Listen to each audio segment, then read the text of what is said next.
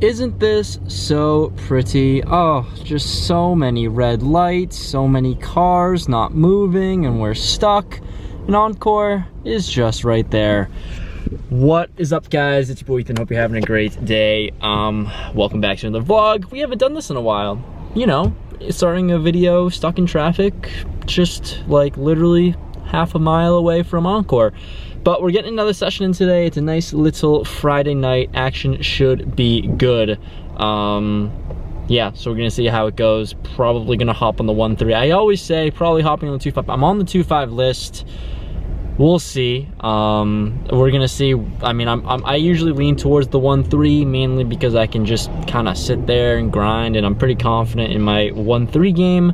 My 2-5 game is obviously just needs some work. I don't think I can make 10 big blinds an hour at 2-5. So that's the only thing stopping me from playing 2-5.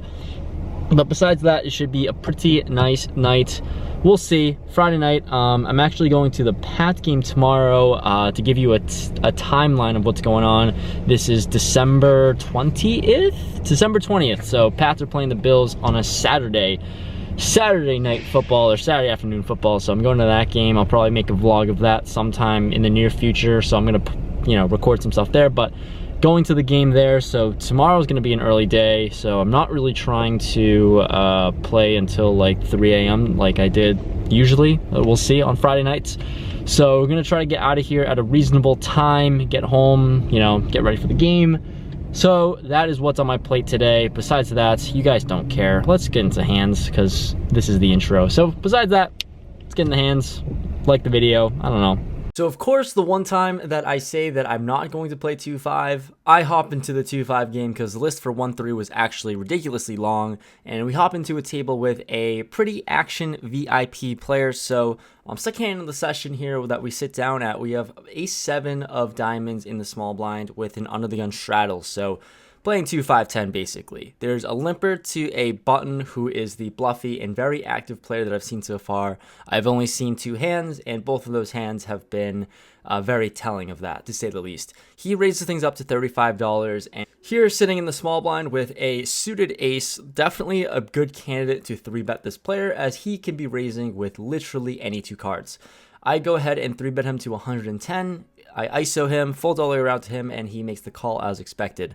Let's go to a flop, heads up, out of position. Flop comes 5, 6, 10, 2 hearts out there. So not a great board for us, but definitely with his super wide range, he can't connect with every board, right? So I go ahead and throw out a bet of $125, and he goes ahead and thinks about raising me, thinks about bluffing me, but ends up folding, saying that he had 7 deuce offsuit. So we take it down, and it's a pretty good hand to start off the night. The very next hand we get involved in, we look down at ace-10 offsuit in the cutoff, and the undergun player, who has been super active, just goes ahead and limps.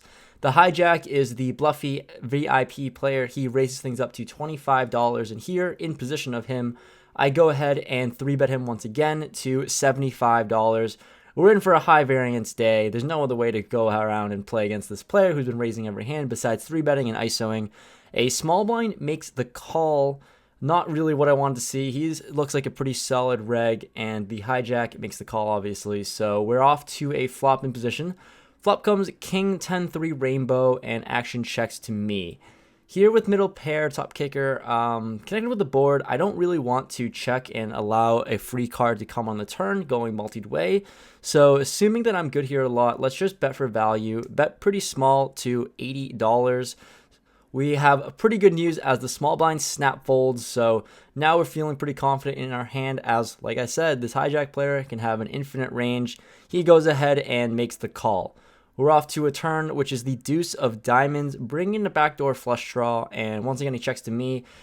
Really weird spot because I'm just so confident that I'm ahead, but I just don't want to check and give out another free card. So I opt for a sizing of $150. Like, I'm just really confident that my pair of 10s is good here.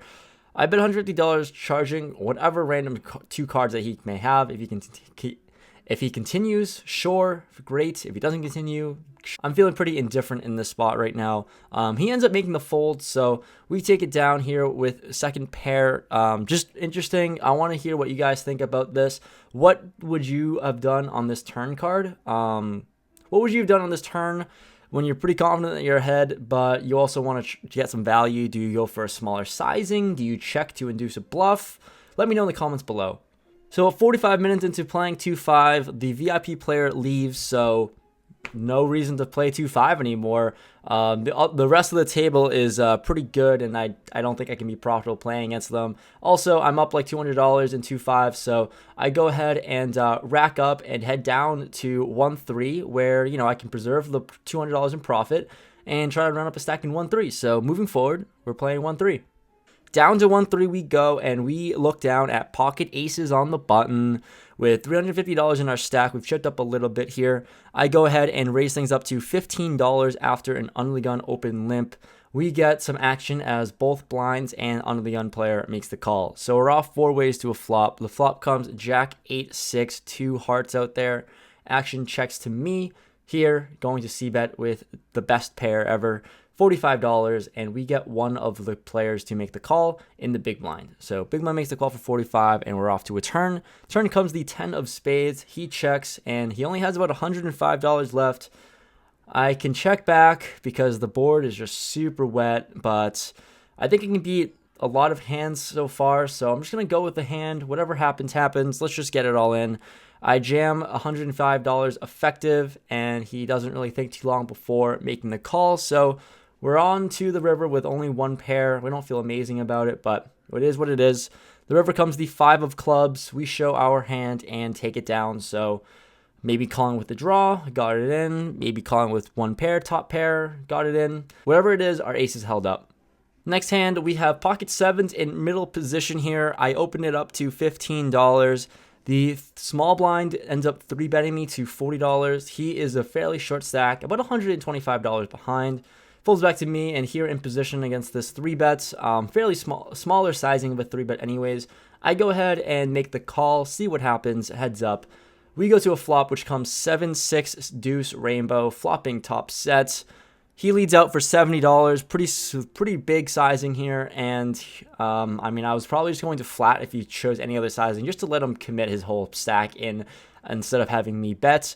But obviously, with only $50 behind this, I go ahead and jam. He makes the call here for so little behind, and we're feeling pretty good about it with top set. We go to a turn, which is the 6, which pairs the board. We got top boat. River is a 10. We show our hand, and we think we're good 99% of the time. And he folds and mucks, so seems like we probably sucked out on him with the set, but pretty good flop for us. Hand after that, we have king queen offsuit on the +1. Here, just going to open it up to $15. Player to my left, a fairly competent player in my opinion from what I've seen, makes the call, and a middle position player also makes the call. So we're off to a flop, which comes king 7-3, 2 hearts out there, and here with top pair, decent kicker, we c-bet $35 into 2 players, and only the player to my left makes the call. We're off to a turn, which is a 6, so here still pretty confident with our top pair and decent kicker here. I'm going to fire again, just trying to get value from worse kings, get value from heart draws, stuff like that, or hands like 8-9 of hearts that might have improved. So we bet $70, once again makes the call. We're off to a river, which is the 9 of spades, and here, I mean, really narrowed his range down to either a flush draw, a missed flush draw, or a lower king. And I don't think king 9 is in his range, so this 9 really shouldn't change a whole lot unless he was playing some sort of 8-9 hand, 7-9 hand. I don't know. 9 doesn't change anything, regardless. So here, it's a pretty comfortable spot for me where I could easily bet fold, I think, for very thin value. I don't think he'll turn his missed flush draw into a bluff if I do bets, and I wouldn't get value anyways, but trying to get value from worse kings like king jack, king 10. So I go ahead and bet $125, and he makes the call. I show my hand we're good. He was a little aggravated that I went for 3 streets with 1 pair. He said that I had him outkicked, so it seemed like he had king jack, but yeah, thin value. We get value on all 3 streets, so we take it down. Next spot we get over, we have pocket 7s once again, and we have a lot in front of us at this point of the session. It's been only like an hour and a half or something ridiculous, but an early position player opens it up to $12. I go and call the 12, and the small blind calls as well, so we're in position here 3 ways. Flop comes 10, 7, 6, 2 hearts out there, middle set on a connected board. Once again, we are running hot. Action checks all the way to me, and I am going to bet $25, 2/3 pot, give or take, with middle set here. I've been playing very active. Like I said, it's only been an hour and a half into the session, and all those hands already happened. So I've got a very aggressive image at the table, a very active image at the table, but I'm hitting my hands. And only the small blind makes the call. He's about $300 total. So we are off to a turn, which is the 3 of clubs. A card that absolutely doesn't change anything, a complete brick in my opinion. He checks to me, and here, going to use my image as an advantage. I mean, I've been showing that I've been running really hot, but, I mean, I can just be bluffing here right now. So I go ahead and decide to overbet $100 here. Trying to use my loose and aggressive image to my advantage here with middle sets. Getting non-believers to make the call. Strong hands obviously going to call, and I can potentially polarize myself and get some pretty weaker hands to try and bluff catch as well. So we're off to a river when he makes the call of the $100. The river comes the queen of spades. He jams his entire stack, $200 total. I snap call. Not a whole lot of. I'm never folding this. If he somehow did flop the straight, so be it. But I snap call the $200. He shows Jack 9 offsuit for Jack high, and we take it down once again and just running really, really hot. Mid-session update time. You guys don't get this a whole lot from me because I don't really record too much inside the casino, but a lot of things are happening. So I've been playing 1-3 for about an hour and 40 minutes, close to 2 hours right now, and we're running really good. All those hands happened in 2 hours. I hopped into 2-5 before that, played for 40 minutes. The VIP, the player who was really good for action, left, so decided, you know, I booked a decent profit of 260 in 40 minutes at 2-5. I was okay with it. Let's move down to 1-3 because 260 at 2-5 is literally like nothing. Literally not even like profit at all. So I'll take 260, move to 1-3, and ran it up hot. And now checking in with you guys. Just switched tables, found some pretty big stacks here. It's also super early. It's only like 8 p.m. right now, so long night to go. We'll see what happens, see what other spots we get into. But we're at a new 1-3 table with 2 pretty decent sized stacks. I've got like 1,400 in front, so we're in for a good one. So let's see what other spots we get into and get back to the hand. So in this new table with a bunch of big stacks, we have ace jack offsuit in the cutoff with an under the unstraddle. So playing 1-3-6 here basically, and we're sitting pretty deep here at this point. On the +1 open limps, he also has a pretty big stack, about $1,000. I go ahead and raise to $25 when it folds to me. It folds all the way back to him, and he puts in the good old limp 3-bets to $56. A limp min 3-bet, if to say the least. So that's interesting. Never going to fold here with ace jack offsuit. With this line and knowing he's a pretty competent player, his range is pretty limited to, his range is pretty narrowed down to somewhere for value. Can't really pinpoint exactly what hand he has, but it's something for value. So gotta say he's got a pretty strong hand. So we're just going to call the extra $31 more and go ahead and see a flop.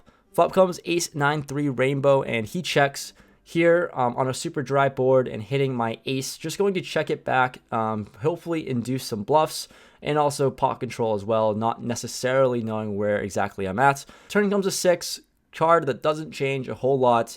He goes ahead and bets $60. I think about it for a little bit. Obviously, I'm not really going anywhere, but maybe I could raise, but seems like I'll be overplaying an ace here if I do raise. So go ahead and flat call the $60. We're off to a river, which is a 5, another card that realistically shouldn't hit his range too hard. He checks once again and just going to go for very thin value. Maybe he has a lower pocket pair, maybe he has a weaker ace. Whatever it is, we're going to go for value with top pair here in the spots. I bet tiny for $80. He folds pocket kings face up, snap folded pocket kings, and he said that he deserved it. Well, it was nice playing with you, John. He watches the channel, so shout out to you. It was a super fun table that night. So later on to the night, I was kind of card dead, not playing a whole lot, but this hand we'll go over, last hand of the session that I'll go over. We have ace jack of hearts in middle position, and I open the action up to $15, and we get 4 full callers. I think 3 of them are in middle position, and I get 1 call from the small blind. So we got some action, and we're off to a flop. The flop comes queen 6 deuce rainbow, as dry as it can get, and action checks to me. Never going to be c-betting here into so many players, so I just go ahead and check. It checks all the way back to the button who, so close to checking it. She throws out a bet of $15 and actions onto me when it folds. Well, for $15 into $75, I don't think I can fold just yet. I have backdoor straight draws and backdoor flush draws in and over. I don't know, but $15, I don't think I can fold. So we call the $15, and so does the cutoff. He ends up floating as well. So we're off to a turn, which is the ace of spades. Brings in a backdoor flush draw, and we get top pair. So here, after hitting my card and against these two specific opponents, I think I can value bet this pretty small, see what happens, charge spade draws, but hitting top pair, I think I can still get calls from a queen. I go ahead and lead out $40 here, taking a very different line, and only the cutoff makes the call. He looks like a pretty new player, so we're going to see what happens. Just going to go for value on the river if a non-spade card comes. The river comes a 7, non-spade, so great card for us. Top pair, we're pretty confident with our bets. I think he can call, I guess, some small sizing, so I go ahead and opt for only $40 here. $40 is enough. I think he can make the call, especially when he's short stacked as well. So go for that sizing. He makes the call pretty quickly. I show my hand, and we're good. He called with ace 3, so top pair takes it down. Cashing out of the session, end of the session, post-session update, whatever this outro is called. Anyways, leaving out, not disappointed. I'm not upset about today at all. Played for about 5 hours total. I spent about 45 minutes at the 2-5 and a little bit over 4 hours, 4+ hours over at 1-3, and you know, anyone could have won money today given my string of cards and luck and everything involved. Like, I mean, if you're hitting sets over sets and sets, like, you're gonna get paid, you're gonna make money. So pretty easy game today. It was pretty stress-free. I don't know, today was just a good day overall, and you know, I'm happy to report it. Like I said, I'd be having a killer December if I didn't play 5-10, but having a pretty good December despite that fact. Wrapping up the year pretty well. Today's like December 19th, December 20th. So wrapping up 2019 on a strong note. Hopefully this run good continues moving forward to the end of the year and till even 2020. Anyways, final numbers. I was in the 2-5 game for 700, out of the game for 960, and I was in the 1-3 game for 350, out of the game for 15, 16, whatever it was, plus 1400. I made 1200. Wow, I should probably just look at my phone. That was really dumb, but it was a good day overall. I'll show you guys the numbers because that's really all you guys care about, and so I don't have to go over the graphics. Those are the final numbers today of what happened. All right, Sebastian, I think you're messaging me, but those are the numbers. So 1200 in 1-3 in 4 hours is absolutely insane. So hopefully you enjoyed the video, hopefully you enjoyed the hands. Just ran really well today, ran like a god, and hopefully, I mean, it's just unsustainable, but it's a good day. Anyways, go Pats tomorrow. Hopefully they beat the Bills. I need that to happen. So subscribe to my second channel if you haven't already. I post there basically daily. Every time that I don't post on this channel, I post on the second channel, basically just online highlights. Follow me on Instagram. I post there daily, and that's it. Thanks guys for following along. It was super cool meeting everyone that I met today, and I'll see you guys next time. Peace.